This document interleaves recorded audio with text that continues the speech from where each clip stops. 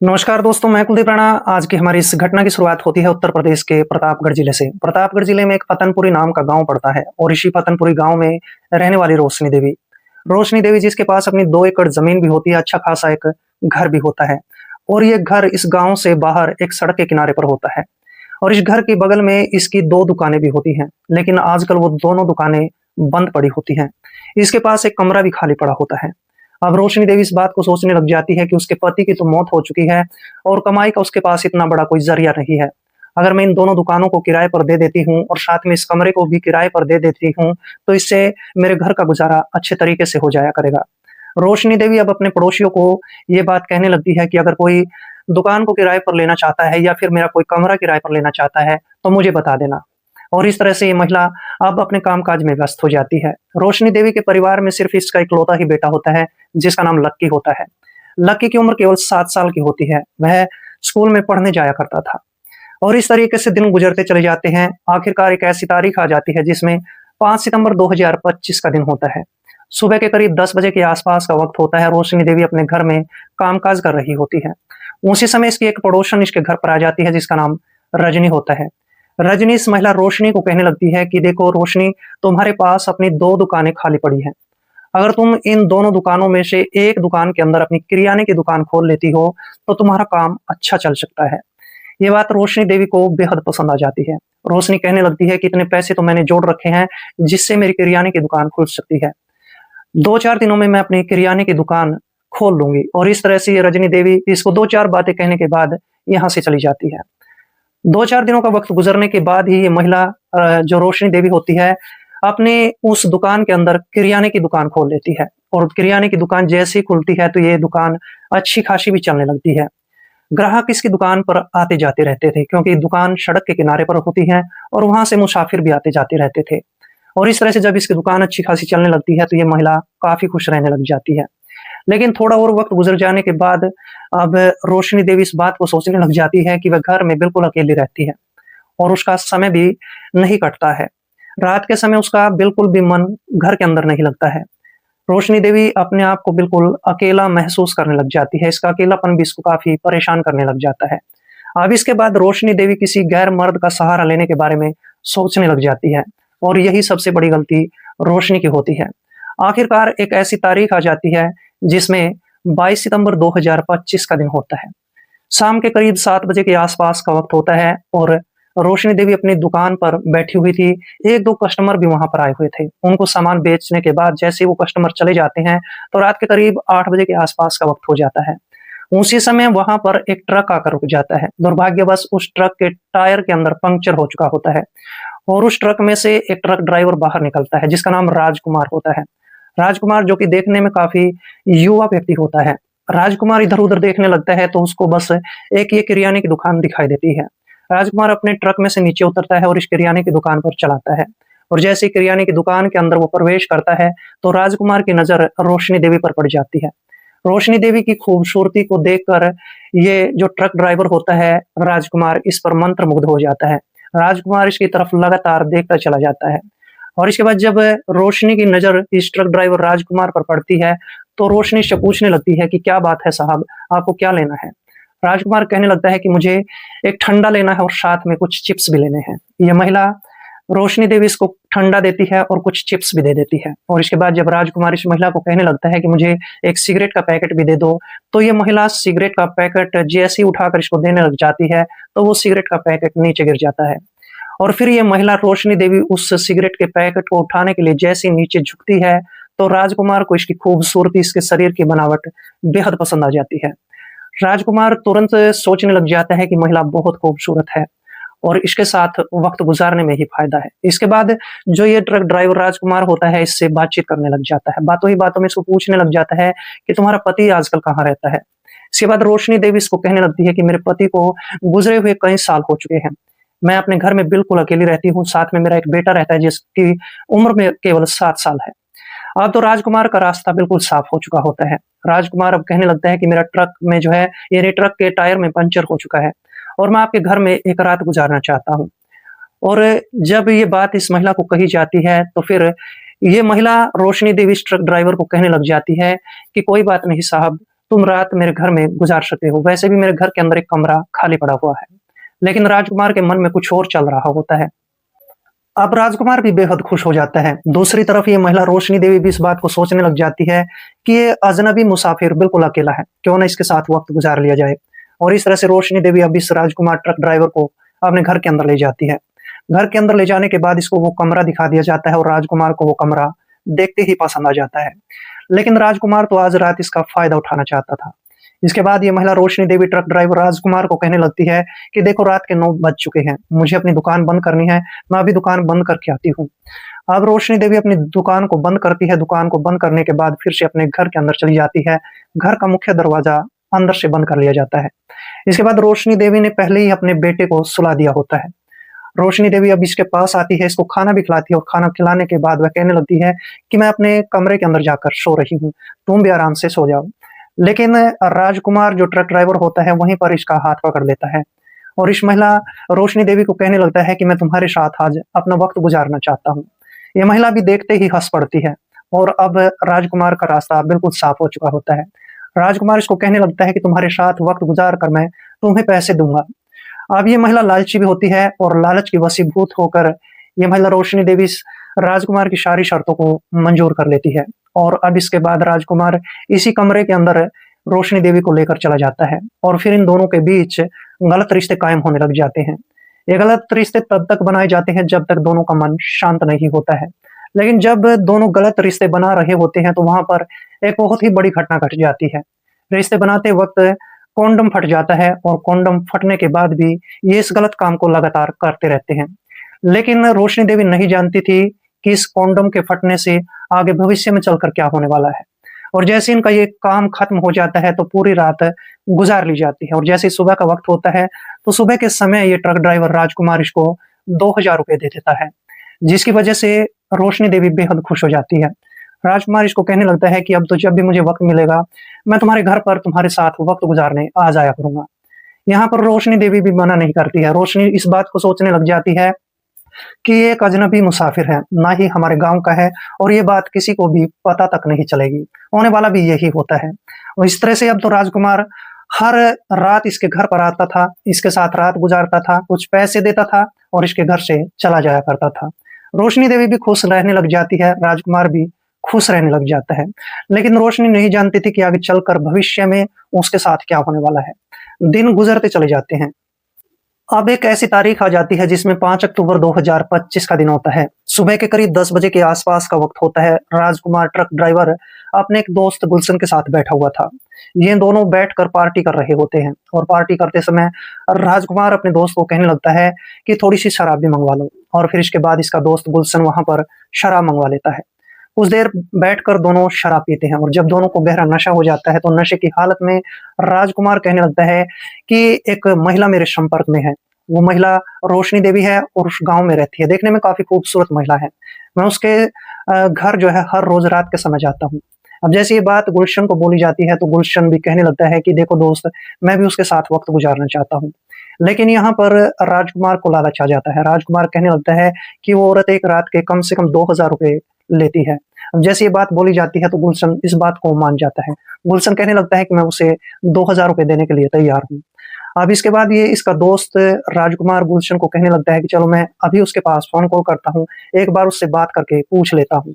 राजकुमार अब अपनी प्रेमिका रोशनी देवी के पास फोन कॉल करता है। रोशनी को बोला जाता है कि मेरा एक दोस्त है जिसका नाम गुलशन है, वह तुम्हारे साथ कुछ वक्त बिताना चाहता है, बदले में तुम्हें 1000-1500 रुपए भी दे दिया जाएगा।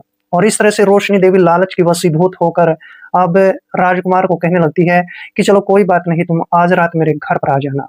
और इस तरह से डील फाइनल हो जाती है। राजकुमार और उसका दोस्त गुलशन भी खुश हो जाते हैं। समय गुजरता चला जाता है, शाम हो जाती है। शाम के समय ये महिला रोशनी देवी अपने परिवार के लिए यानी अपने बेटे के लिए खाना तैयार करती है। अपने बेटे को जल्दी ही खाना खिलाकर उसके कमरे में सुला देती है।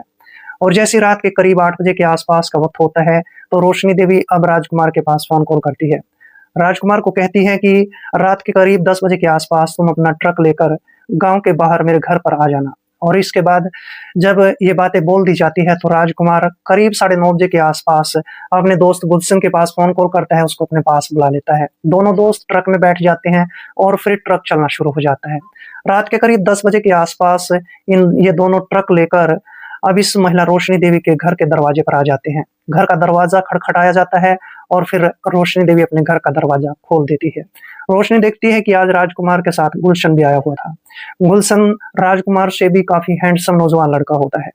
अब इसके बाद ये महिला इस राजकुमार को कहने लगती है कि देखो, तुमने पैसे देने का वादा किया था। अगर ये लड़का मुझे पैसे देता है तो फिर तो रात गुज़ारी जाएगी, नहीं तो फिर रात नहीं गुज़ारी जाएगी। इस बात को गुलशन भी सुन लेता है। गुलशन कहने लगता है कि मैं तुम्हें अच्छे पैसे दूँगा। और इसके बाद ये महिला इन दोनों ट्रक ड्राइवरों को लेकर अपने घर के कमरे के अंदर चली जाती है।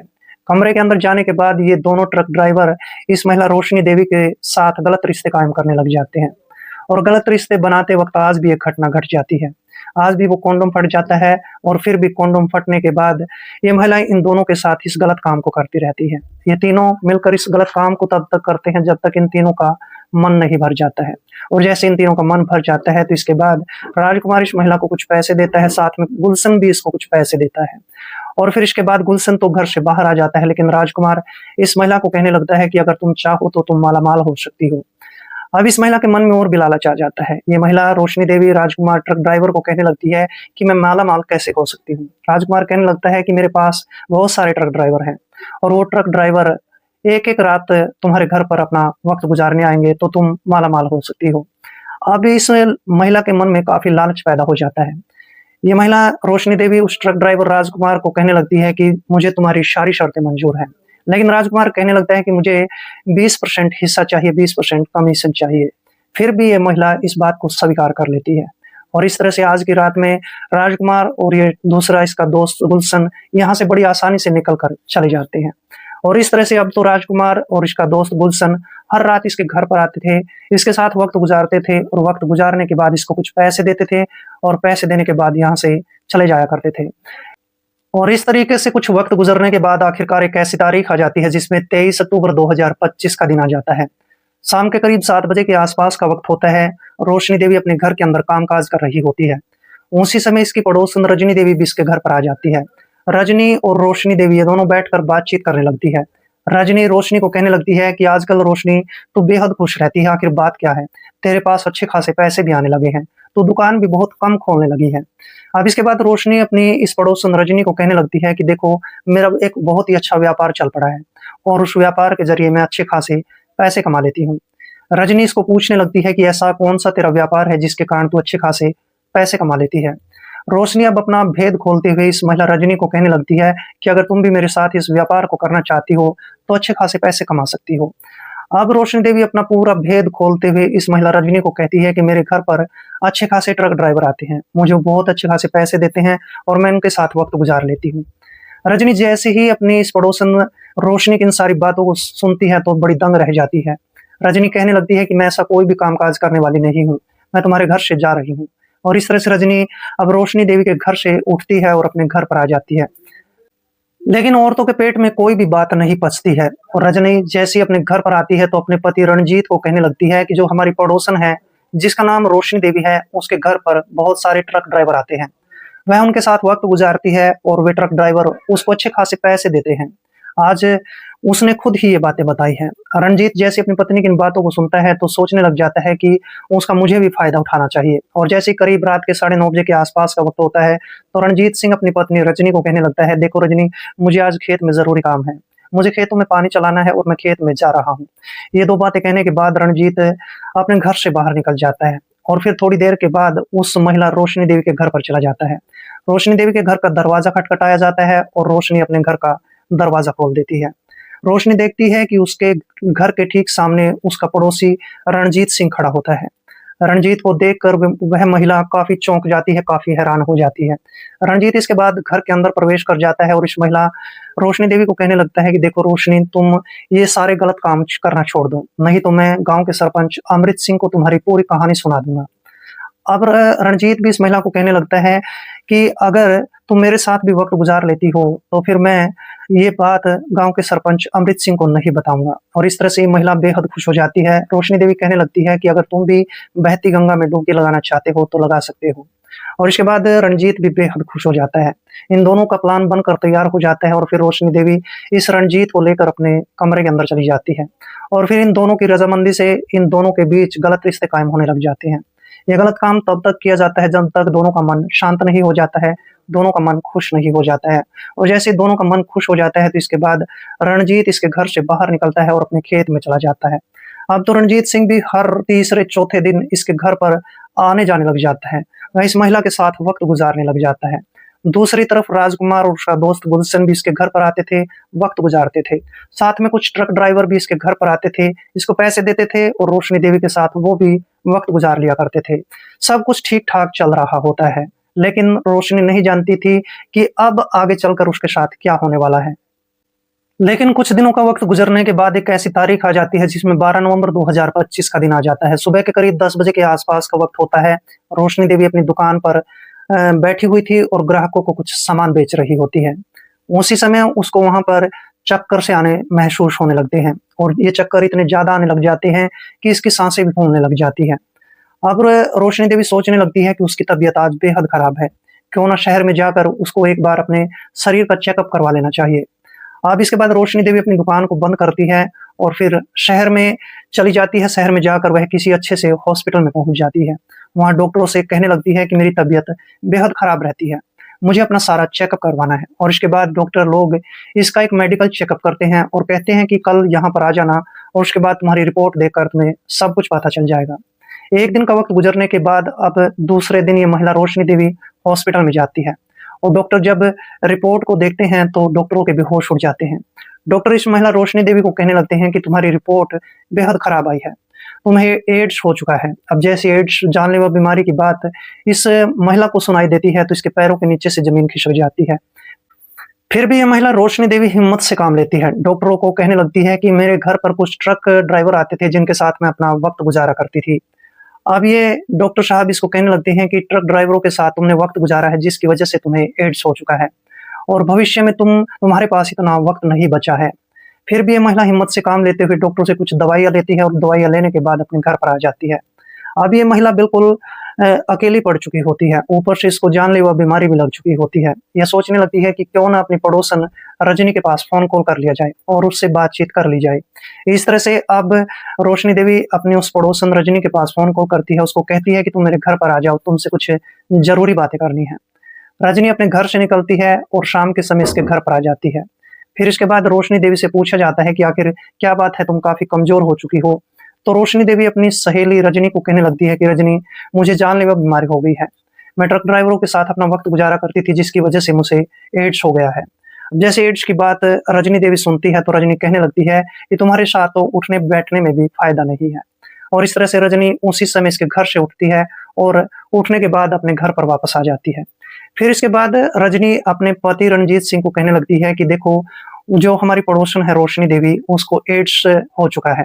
अब जैसे ये बात रणजीत सिंह सुनता है तो उसकी साँसें रुकने लग जाती है। रणजीत सिंह सोचने लग जाता है कि उसने भी उसके साथ वक़्त गुज़ारा है। और इस तरह से जब रजनी की बात पूरी हो जाती है तो रणजीत सिंह कहने लगता है कि मुझे कुछ थोड़ा-सा ज़रूरी काम है और मैं अभी आता हूँ। और देखते ही देखते रणजीत सिंह पास के शहर में जाता है। शहर में जाकर वह हॉस्पिटल में जाता है, वहाँ पर अपना मेडिकल चेकअप करवाता है। लेकिन एक दिन का वक़्त गुज़रने के बाद रणजीत सिंह की रिपोर्ट आ जाती है और रणजीत सिंह जब डॉक्टरों से पूछने लगता है कि मेरी रिपोर्ट में क्या आया है, तो डॉक्टर कहने लगते हैं कि तुम्हें तो एड्स हो चुका है।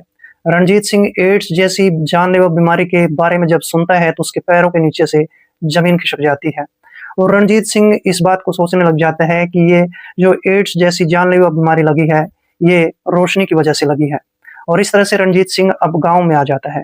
गाँव में आने के बाद जैसे ही शाम के 7 बजे के आस-पास का वक़्त होता है तो रणजीत सिंह अपने घर के अंदर जाता है। अंदर से धार-धार तेज़ हथियार उठाता है और धार-धार तेज़ हथियार उठाकर वह रोशनी के घर की तरफ चल पड़ता है। रोशनी के घर का दरवाज़ा खुलवाया जाता है और घर के अंदर घुसकर रणजीत सिंह उस तेज़ धार-धार हथियार से इस महिला रोशनी देवी के टुकड़े-टुकड़े कर डालता है और जैसे ही वह इसकी हत्या कर देता है तो फिर इसके घर से बाहर निकलता है और 1 घंटे के बाद वह नज़दीकी पुलिस थाने में पहुँच जाता है। पुलिस स्टेशन में जाने के बाद अपने आप को सरेंडर करता है और पुलिस के सामने अपना बयान देते हुए कहता है कि मैंने एक महिला की हत्या कर दी है। पुलिस वाले जब इसकी बात को सुनते हैं तो गाँव में आते हैं, गाँव में आने के बाद उस महिला रोशनी देवी का शव बरामद करते हैं और फिर इससे पूछताछ की जाती है कि आखिर तुमने रोशनी की हत्या क्यों की है? इसके बाद ये रणजीत सिंह पुलिस के सामने बताता है कि इस महिला को एड्स जैसी जानलेवा बीमारी लगी थी और फिर मैंने इसके साथ वक्त गुजारा था जिसकी वजह से मुझे भी एड्स हो गया था और इसी की वजह से मुझे एड्स हुआ था, इसलिए मैंने इस महिला रोशनी देवी की हत्या कर दी है। और फिर इसके बाद रणजीत सिंह के खिलाफ चार्जशीट दायर कर ली जाती है और इसके बाद इसको जेल में डाल दिया गया है। ये बात भविष्य के घर में छिपी है कि जज साहब आखिरकार रणजीत सिंह को क्या सजा सुनाने वाले हैं। लेकिन इस पूरे घटनाक्रम के दौरान रणजीत सिंह ने क्या उस महिला रोशनी देवी की हत्या करके क्या सही किया था या गलत किया था, कमेंट बॉक्स में जरूर लिखें। मिलते हैं दोस्तों किसी ऐसी घटना के साथ, तब तक के लिए दोस्तों जय हिंद, वंदे मातरम।